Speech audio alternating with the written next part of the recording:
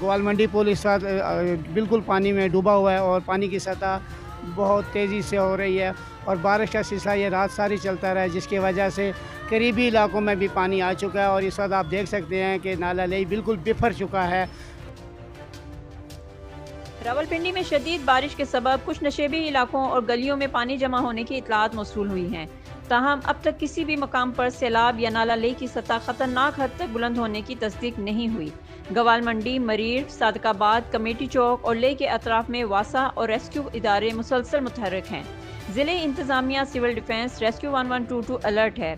15 जुलाई से 31 अगस्त तक flood emergency नाफिज है। नाला लेई, कटारियाँ, गंज मंडी और दीगर नाले डिजिटल सेंसर सिस्टम से मॉनिटर हो रहे हैं। 7 फ्लड रिलीफ कैंप फ़ाल हैं। मकामी स्कूलों में खुराक, पानी, तिब्बी इमदाद और रिहायशी सहूलत मौजूद है। रेस्क्यू 1122, वासा, सिविल डिफेंस, पुलिस और ज़िले इंतज़ामिया हाई अलर्ट पर हैं। कश्तियाँ, पंप मशीनें और लाइफ जैकेट्स मुतासरा इलाकों में पहुँचा दी गई हैं। शहरियों से गुजारिश है कि अफवाहों से गुरेज करें और सिर्फ सरकारी ज़राए पर एतमाद रखें। नशेबी इलाकों में बिला ज़रूरत ना निकलें। किसी भी हंगामी सूरत में फ़ौरन रेस्क्यू 1122 या ज़िले कंट्रोल रूम से रब्ता करें।